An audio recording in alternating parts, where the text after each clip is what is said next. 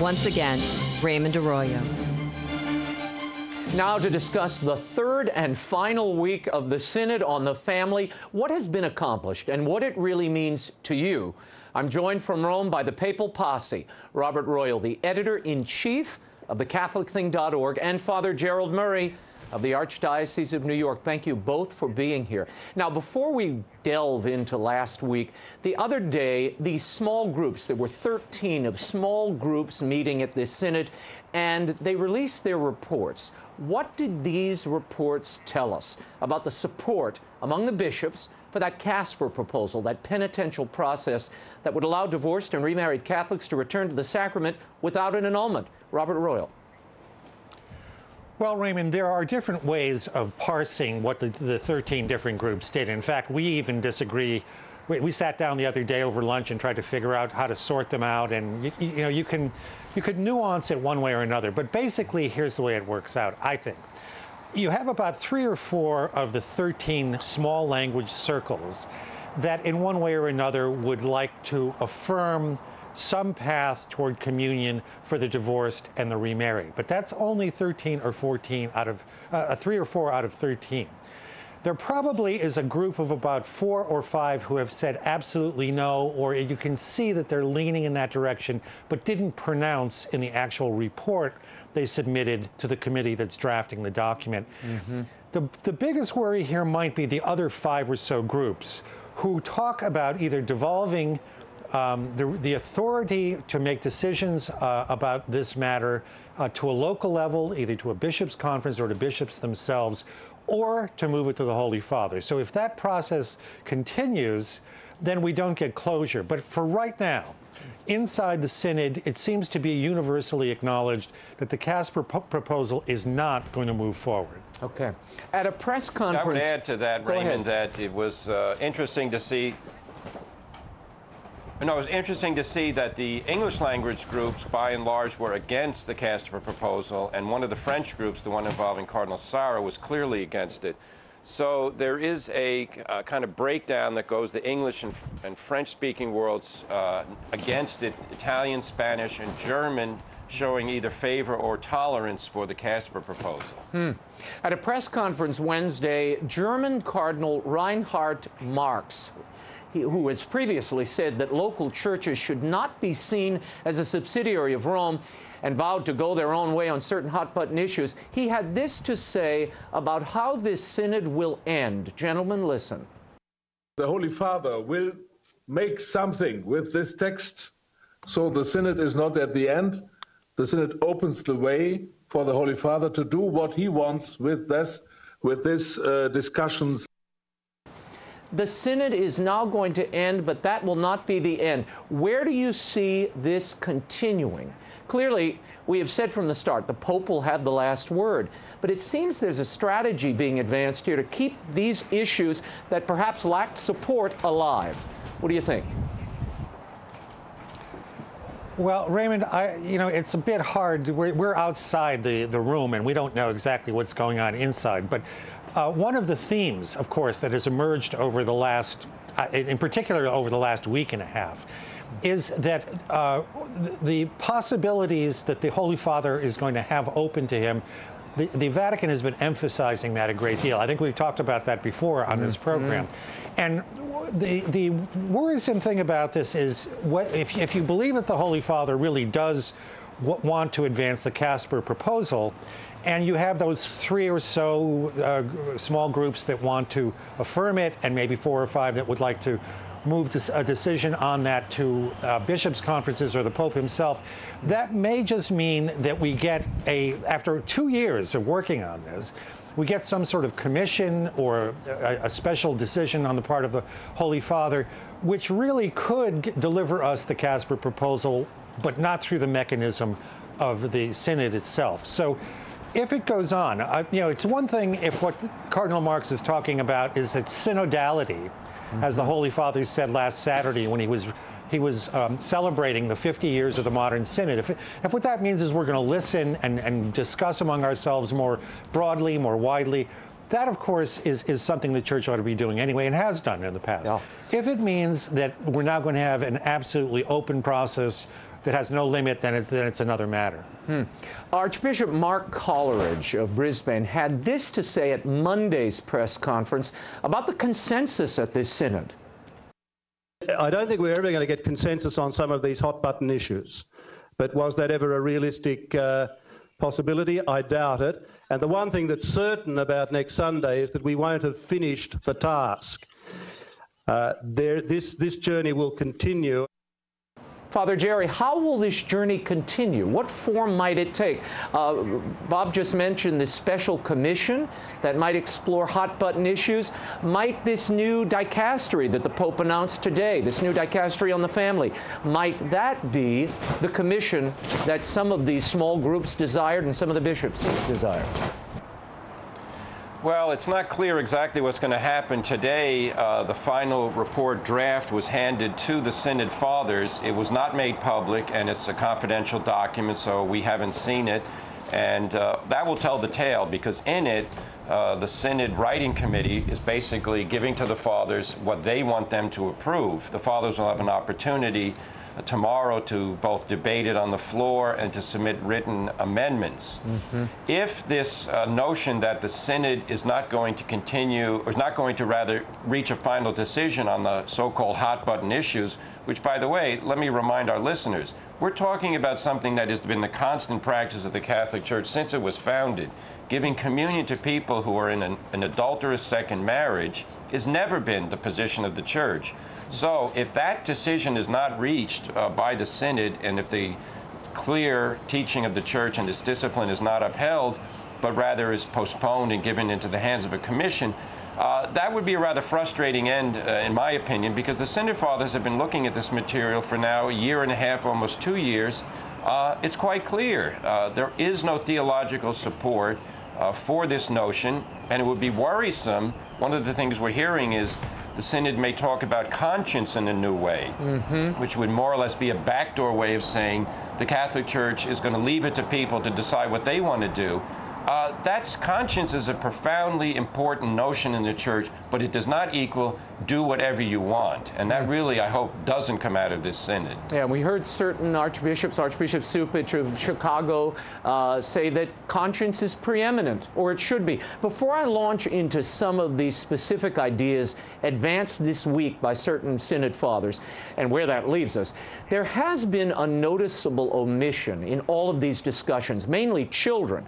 Now, Father Murray, you wrote an amazing piece this week underscoring this absence of kids. What is the problem here, Father? Why not talk about children in the context of family? Well, you know, the Synod really got its start with Cardinal Kasper's report to the cardinals in Rome a year and a half ago, in which he highlighted this notion of communion for divorced and remarried. And I think that kind of hijacked the whole impetus of what the Synod's supposed to be about. Family is the strength of the Catholic Church and is the basis of society. I'm a parish priest. I have a wonderful parish in Manhattan. We have a big CCD program, many families coming. That's the life of the Church, and we should not be focusing simply on ancillary questions which are based sometimes on bad theology. You know, all this focus on difficulties and helping people in problems, that's all fine, but you can only get to that point if we first say, God has a plan. It's been revealed to us, Adam and Eve, Christ, sacrament of marriage. Family is the basis of how the Church progresses in society.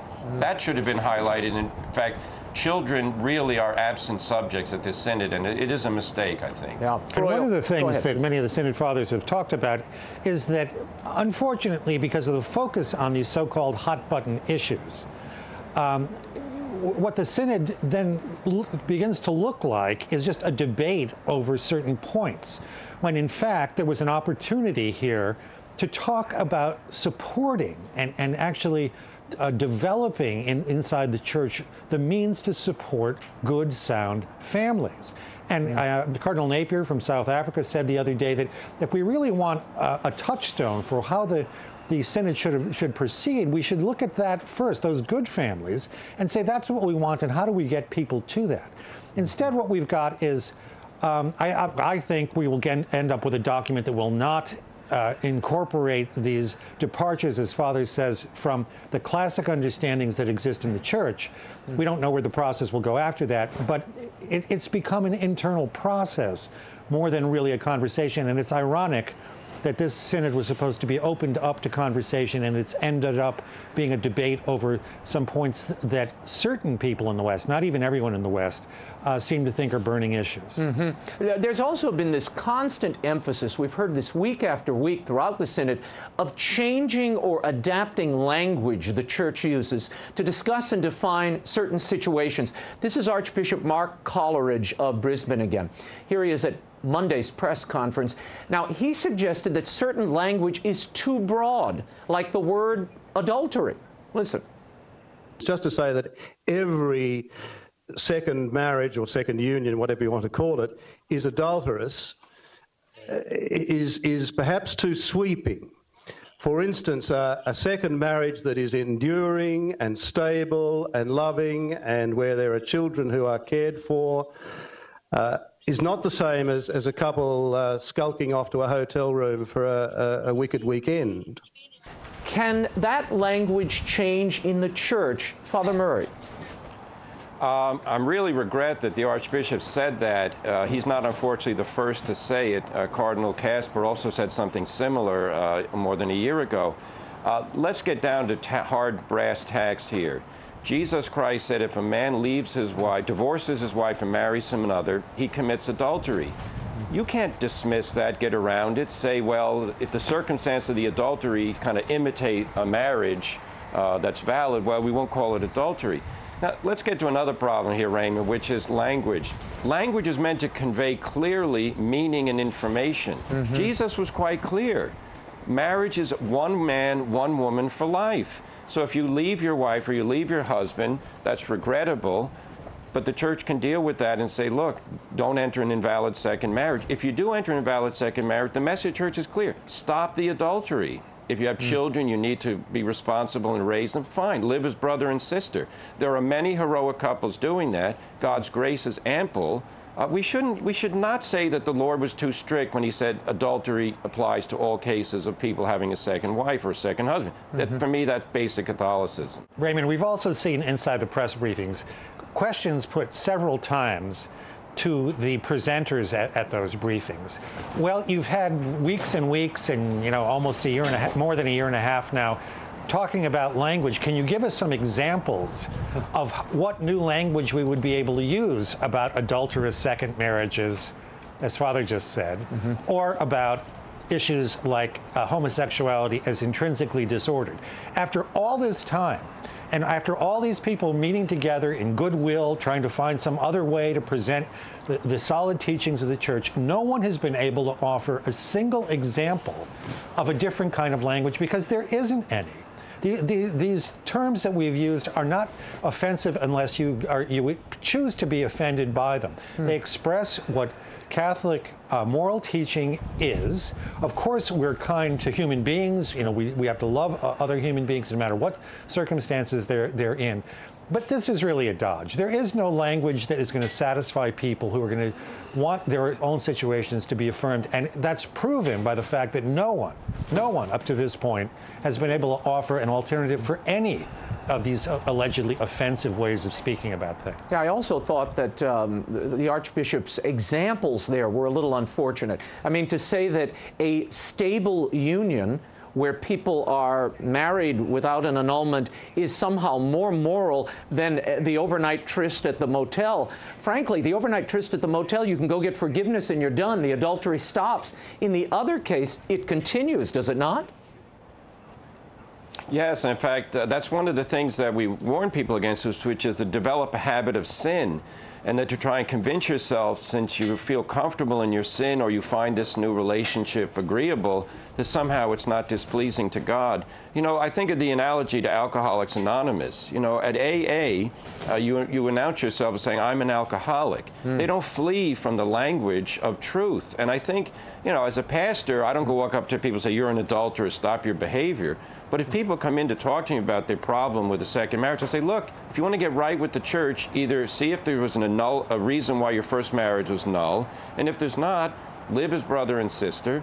Because what counts in the end? Do I please myself or do I please God? I think we all know the answer to that. Please God, then your life will be in order. I want to share this with you. This is, again, Cardinal Reinhard Marx. He had this to say about church doctrine and truth on Wednesday. Listen to this closely.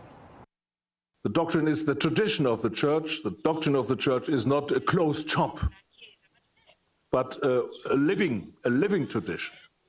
We don't change the truth, but we find the greater truth. We are not, the truth is owning us. We don't own the truth. The truth is a person we meet. Your thoughts on this? How is truth a person we meet? Robert Royal. Well, look, in one way, of course, Jesus himself says, I am the way, the truth, and the life, and we should take that literally. And if we're going to make advances in doctrine, it should be more deeply into those things that our Lord himself has told us. I was there in the room when he said that, and it just struck me that it's true that there are all sorts of levels of doctrine and different shadings and applications and whatnot, but the fact still stands that over 2,000 years of Catholic history, in which our tradition has been developed by some very holy and some very smart people in all sorts of different circumstances.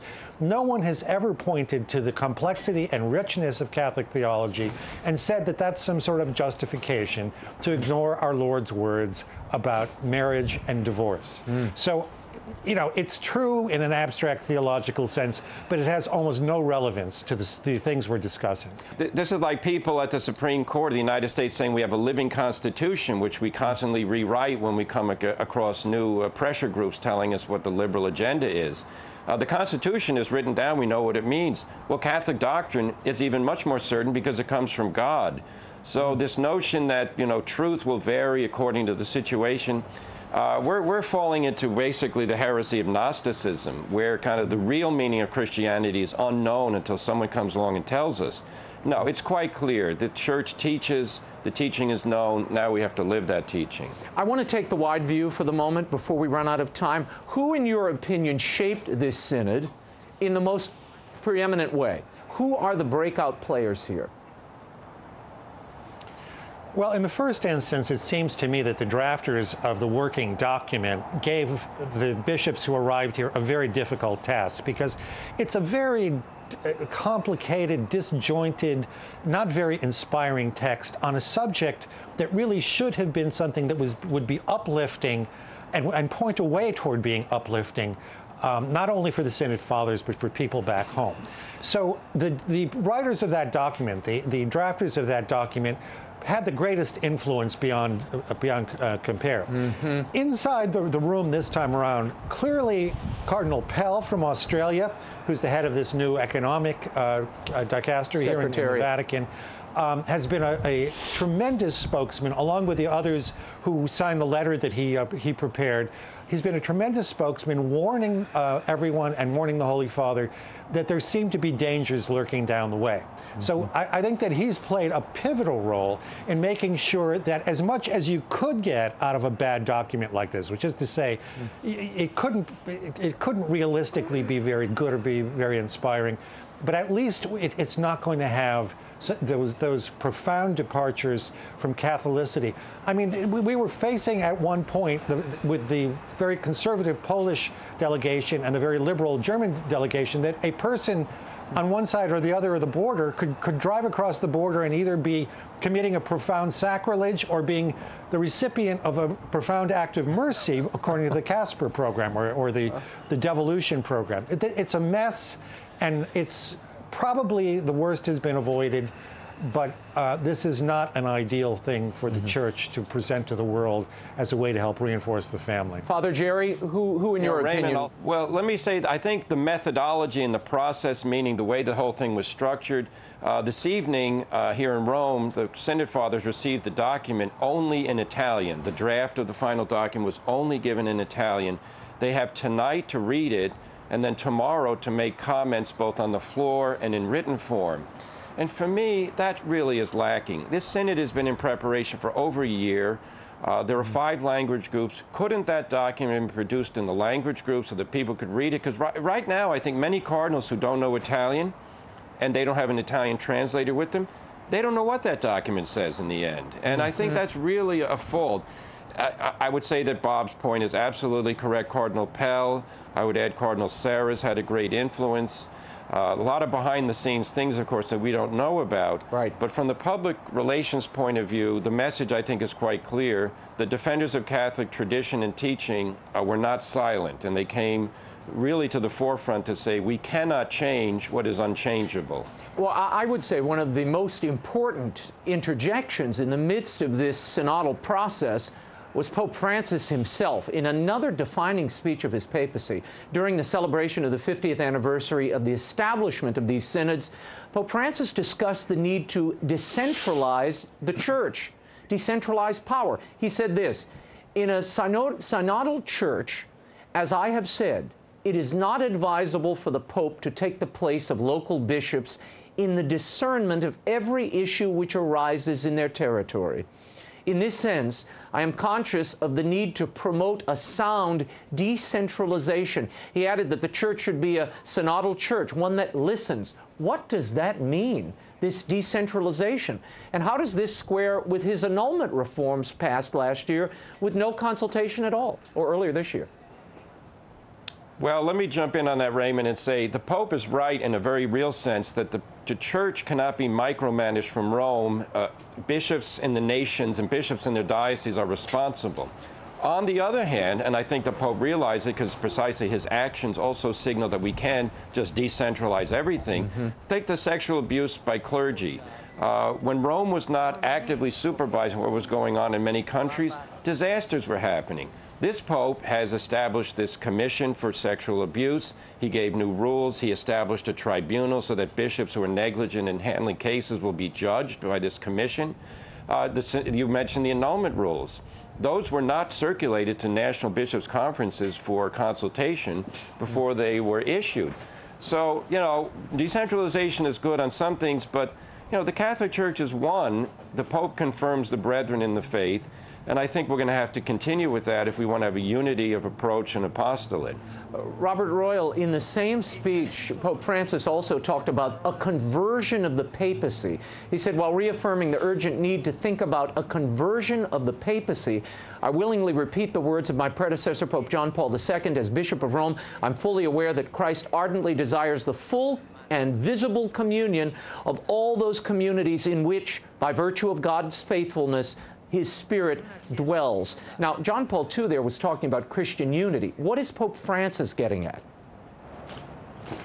I have to say I don't know, Raymond. And as in that earlier quotation that you mentioned that Father commented on, I don't know who ever thought that Rome micromanaged everything in every diocese. So we're going to have to see what the Holy Father does with that.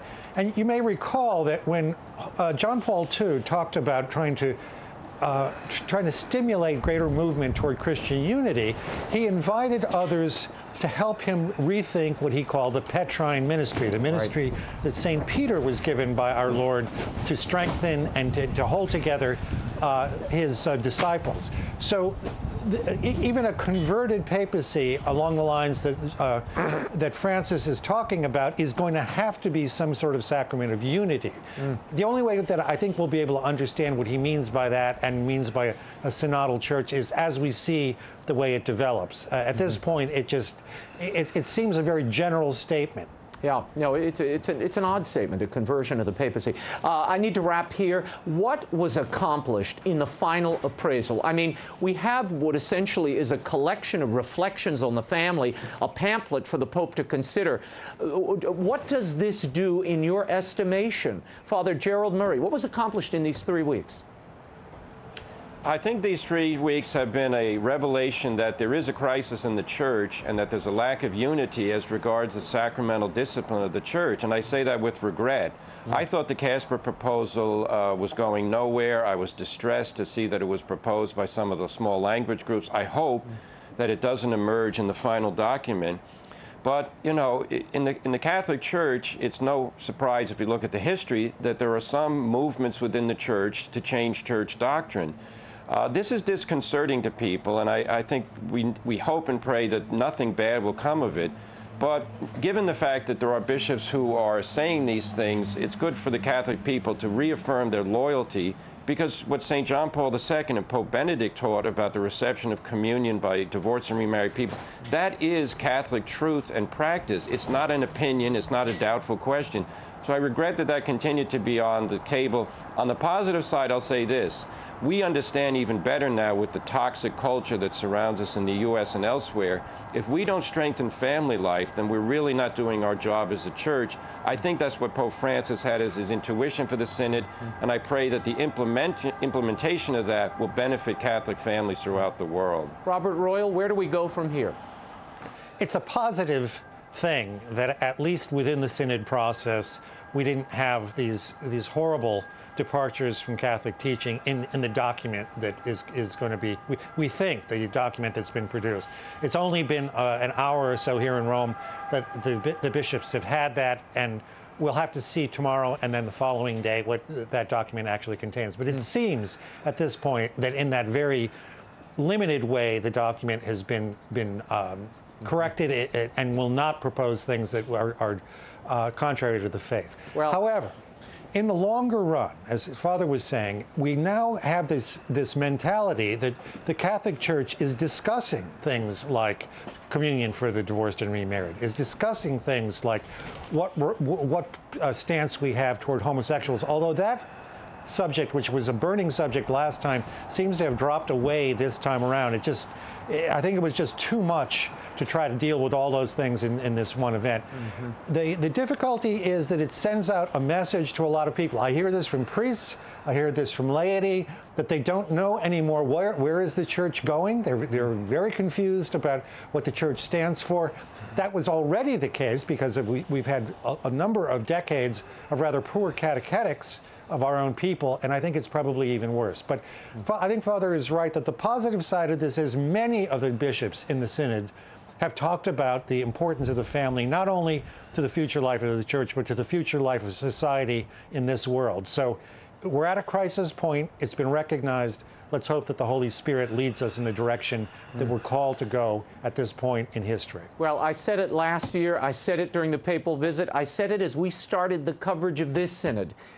All of this is just preamble. The Holy Father will have the last word. I think he means to do something and will do it in this year of mercy, which commences in December. We'll, of course, stay on top of this and continue watching. Robert Royal, Father Gerald Murray, thank you for joining us for these past 3 weeks, and, of course, for the great papal visits.